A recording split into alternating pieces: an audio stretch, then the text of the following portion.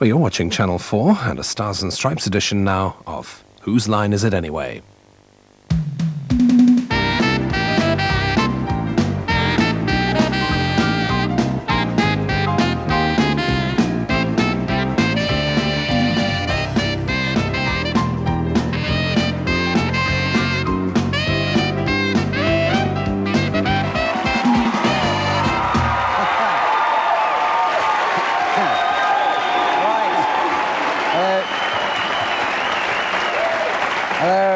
Hello and welcome to Whose Line Is It Anyway in America, where of course we'll be improvising on the right-hand side of the road when we aren't getting on the wrong side of the audience. And tonight the show features Channel 4's very own pet American megastar, Mike McShane, then even more at home here in New York, New Yorker Mark Cohen. And next we have the coolest dude on the west coast of America since the Beach Boys last took a cold shower, Greg Proops. And finally from the exotic Scottish quarter of London, England, actor, writer, comedian and boy genius, John Sessions. Ladies and gentlemen, the contestants.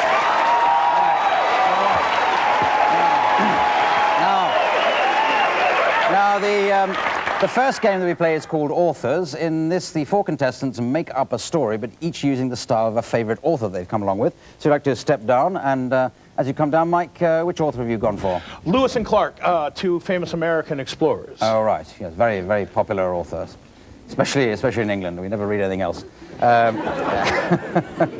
And Mark Cohen, who have you gone for? Mario Puzo. Mario Puzo. Oh, so we're familiar with him. He wrote The Godfather, didn't he? Godfather 2 and Rocky 9, all that sort of stuff. Greg Proops. Millie the White House dog. Is that a real author? Yeah, it's Barbara Bush's dog, and she's right. a darn fine writer. I thought... oh, really? I thought he was called Dan Quayle, but never mind. And John... Oh, sorry. I got... Welcome to America, Clive. No, a very, very respected figure. Now, John Sessions. I'm going to do the king of the tight pants, Ernest Hemingway. Ernest Hemingway. Oh, right. Ooh, proper author. No, I don't think he's going to compete with Millie the White House dog. So now, can somebody here suggest a title for this story for them to tell? Macaroni and cheese. Macaroni and cheese? Well, that's okay. I think we have a bit of plot on that. So, anyone got another element for this story? She's got to have more. Okay. She's got to have more macaroni and cheese. Well, this is what we came to America for. Away you go. I think that was why you came. Away you go, Mike. Colonel Meriwether Lewis and I had stocked up on provisions near the Osage River for a perilous and trepidation-filled journey across the wide America. Pemmican, beef jerky, and assorted niblets were stuffed into our backpacks. But one thing that the Indian priestess, Hanagohaganigawaga, really liked was... The Indian priestess was sleeping in her bed when all of a sudden Salazzo came, and he had the head of a horse, but the horse was made out of chocolate.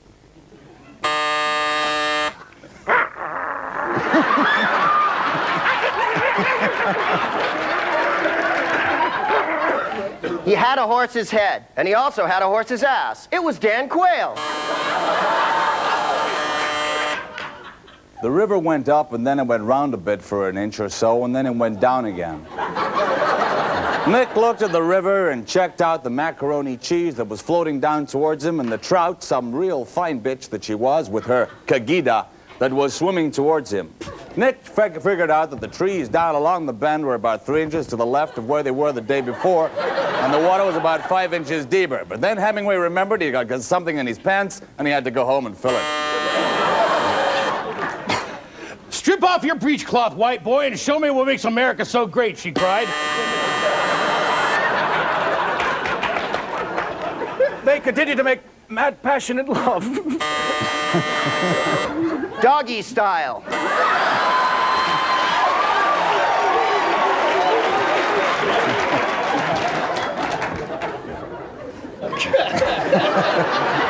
Come on, Ernest. Nick looked at the dog, doing a doggy style with the trout by the water. It was good. It reminded him of Spain, and even Robert Jordan, even Gary Cooper. But then again, he was on mescaline. Okay, thank you very much. We'll end it there. Thank you. That's Authors over. Okay. Right. Okay.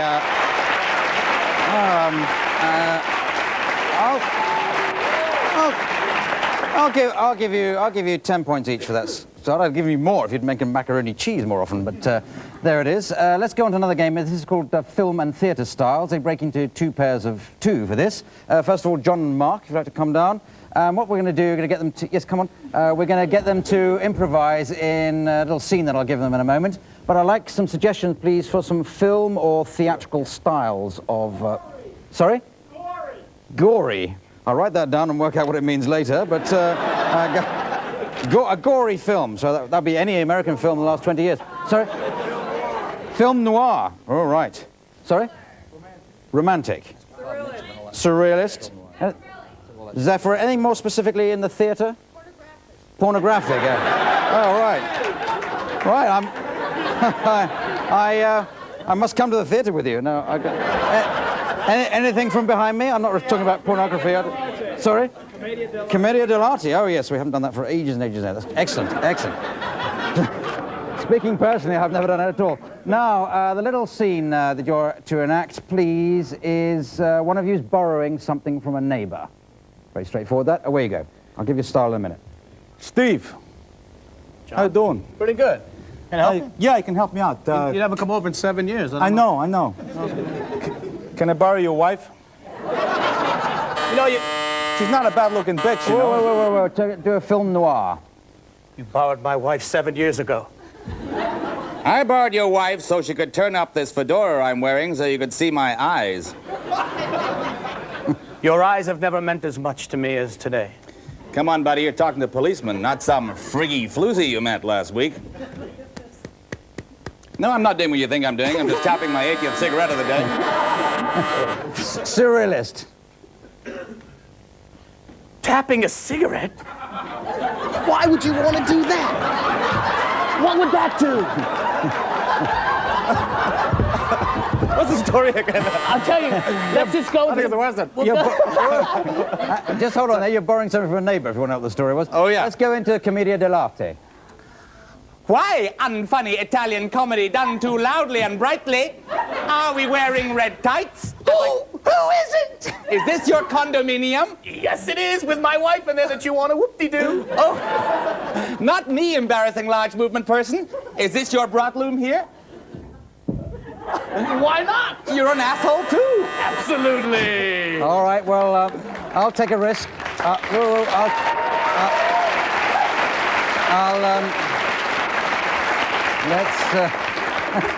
Let's take a risk of a bit of pornographic film. Because my wife likes it this big. Hey, Steve, I just come up to your house and thought I might come in for 5 minutes. Is that okay? That would be great. I figure that you might have something in your sink apart from a washstand. Okay. I know what you mean. Okay, thank you very much. That's in there. Thank you. Sorry, man. Jolly good. I'll give... Oh, dear.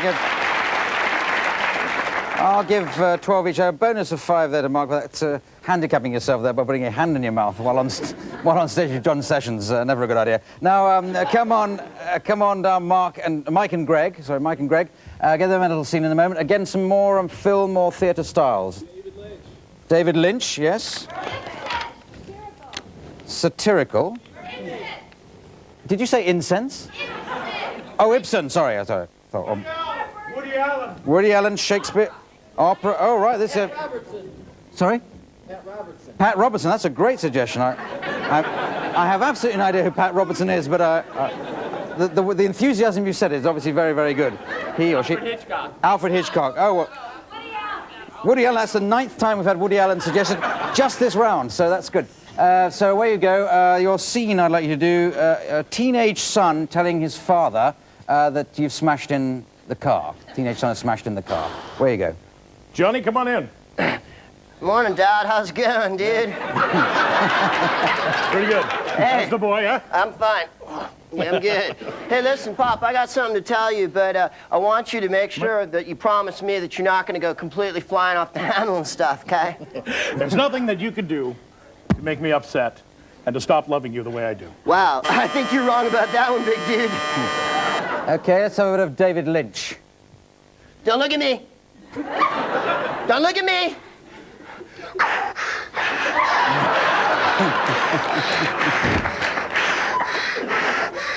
What have you done? Tell me what you've done.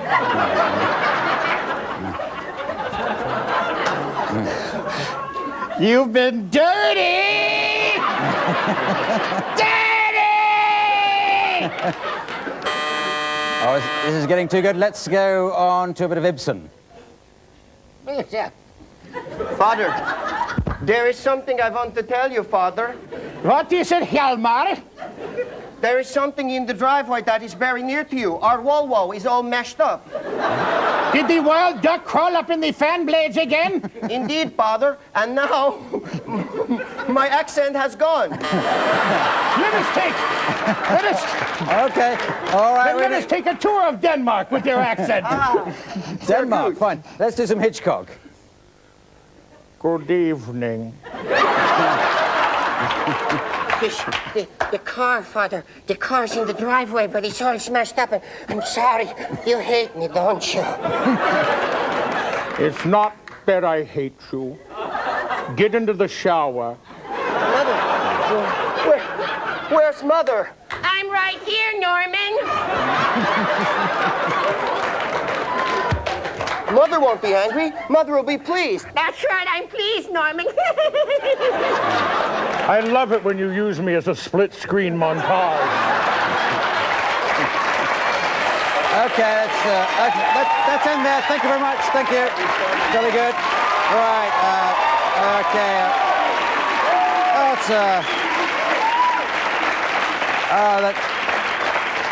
That's brilliant. Just edge that one, I think, with 1,000,000 points each. Now we go on to a game called World's Worst. This will feature all 4 contestants who like to come and stand on the World's Worst step, which is that one just there. And they have to step forward with examples, quick-fire examples of the world's worst idea for a TV program. Examples of the world, apart from this one, obviously. And I'll buzz when I've got the idea of your ideas, just to see how you go. Hi. This week on the Home Surgery Network, we have a fantastic deal. Spleen. This is Bob Dylan's speech class. Hello, and welcome to the Disney Channel's Snuggles, the Lovable Python. Hello. On the show today, what we'd like to do for an hour is to count all the threads in this rug.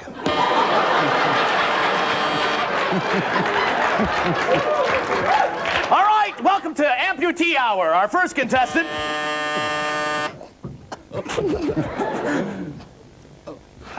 Hello. PBS is proud to announce Joseph Campbell's Chickens in the Age of the Aegean Civilization. Hi, my name's Tommy, and I'm going to teach you how to talk Cockney. Here's an example of Cockney. Watcha, mate. Gosh, isn't it foggy? See you next week. Welcome to Cannibal Cooking. Any more? Hello. I'm Tommy, and you're watching Aerobics for the Listless. Okay, all right. Thanks a lot. Thank you. Right. Well, no, I think you deserve that, but while I work out the points of that game, we'll have to take a break. See you after that. Bye.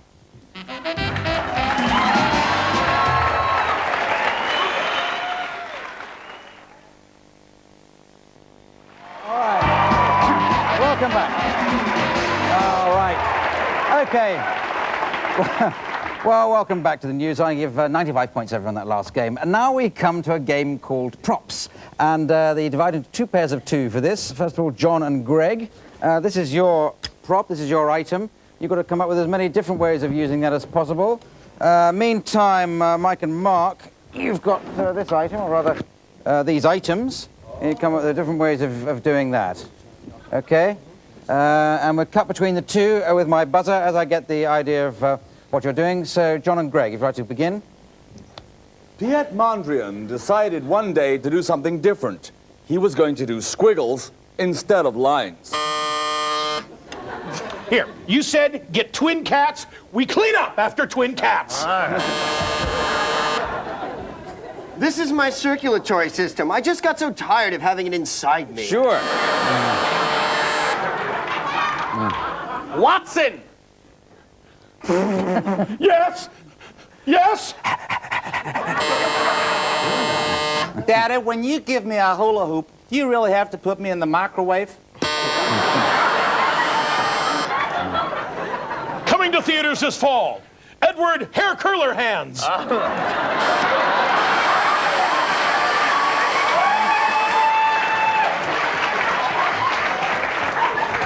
Red Hots, get your bizarre, surrealistic Red Hots. First, to attract the sexual characteristics of the male anteater, you must put this on. Last one each. This snake likes itself so much.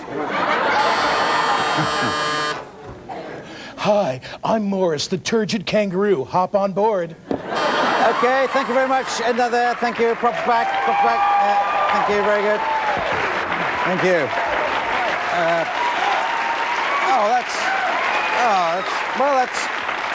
That's history is being made here because I'm awarding 172 points, and that's the first time I've ever awarded that number of points to anybody. So there you go. So let's a good moment to move on to song styles, which feature Mike McShane, if you'd like to come down to the bear pit here, and he's going to make up a song about well, an object you could suggest, something you might take away with you on a holiday or vacation.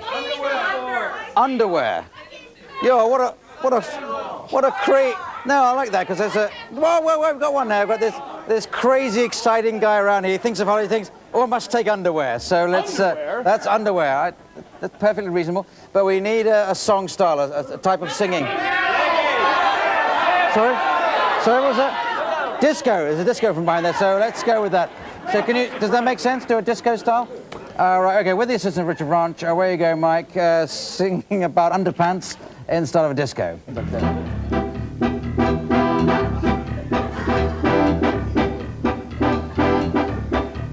Too tight.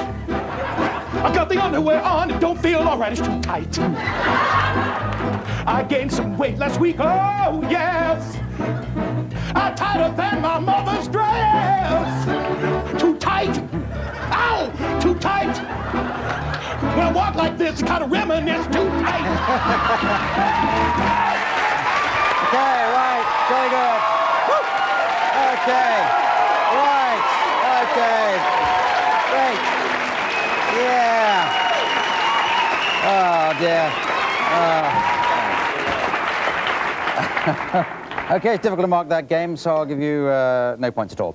So now we come to a game called Party Quirks. This is going to feature Mark Cohen as the host of a party. All the others are going to be guests arriving at the party, but to each of them has been allocated a strange quirk or way of behaving, which they can get by looking at the envelope in front of them.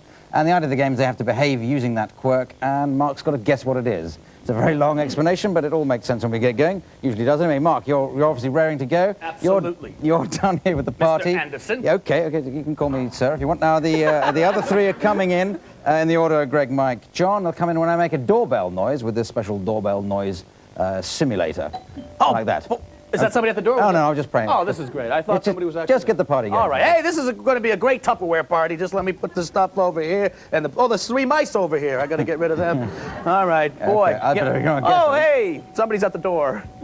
Hey, Greg, how you doing? Great to be here tonight, Mark. Wonderful to be here. I took the crew away over to the bathroom. We got a Tupperware party over here. What do I hear for this money? What do I got for this snap right here?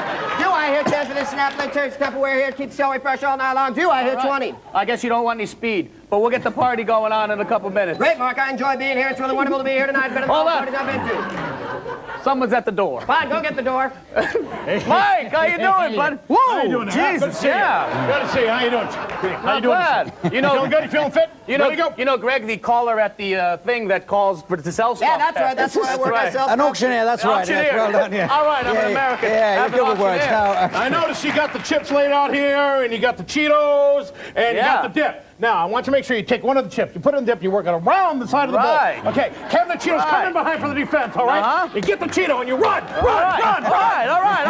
All right, I'm gonna go run and get some more food because I want to. All right, go get it. Someone's at the door. Hold on a minute. Leave. John, how you? Whoa! Nice Tupperware you got there. Not as nice as the ones I've got here, though. Oh. Do you know football coach Clark? yes, well done. You got one more to get. One more to get. So it's me and you again. How you been? Yes, what a party. Let's make something to drink.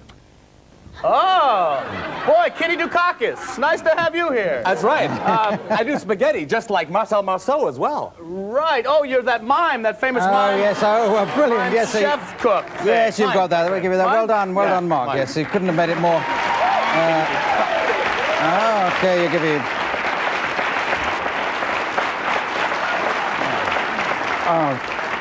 Well, I'll give you 5 million points out from Mark, because they made it so difficult for you, didn't they?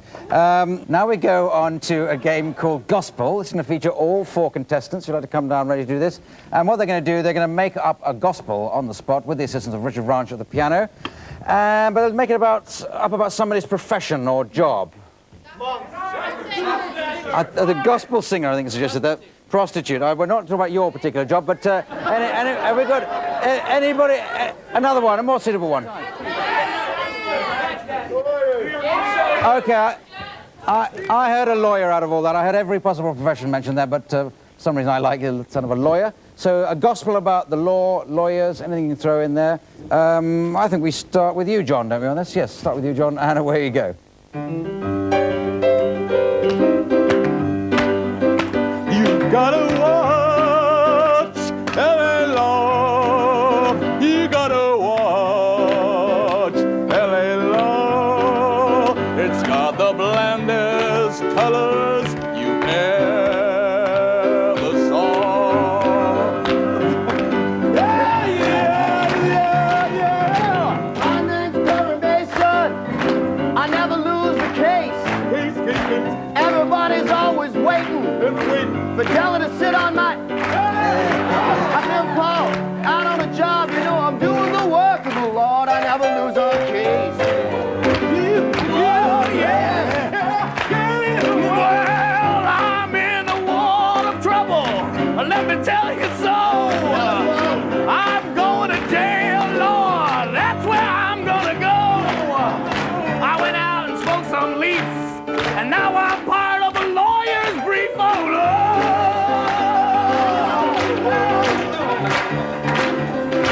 I'm sorry, Lord. What have I done? Was I born on the wrong side of the street? I've been having too much fun. I thought I was a giver, not a taker. You made me the lawyer for Reverend Jim Baker.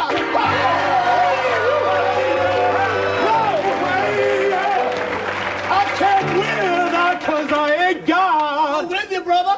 I ain't got a chance in hell.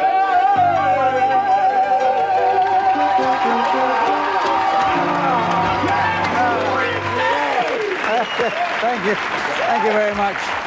All right. Okay, very good. Excellent. Excellent there. And all right, that's the last game. All I have to do is to tot up the points. And I see that, well, bizarre enough, John Sessions is this week's winner. So well done, John.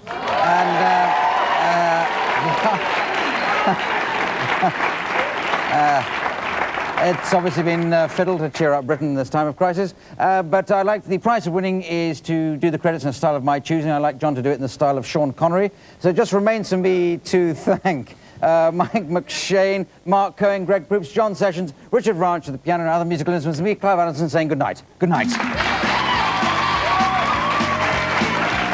Whose Line Is It Anyway is devised and compiled by Dan Patterson and Mark Leverson. Star Clive Anderson with Mark Cohen, Greg Proops, John Sessions and Mark Cohen, and Mike McShane. Title sequence is by Steve Bendelak, camera supervisor. Nobody can hear me anyway, but it doesn't matter. I like having sex with all sorts of women. I like fluff inside my hair over his navel as well. Production secretary is Karen Jackson, researcher Maria Britton, production designer. Nobody can hear a word. It doesn't really matter anyway, but we'll keep talking. And remember that even after the end of a picture, at the end of the filming, at the end of the day, you can discover that I've still got an awful lot of hair inside my navel, and I've got an extremely hairy body.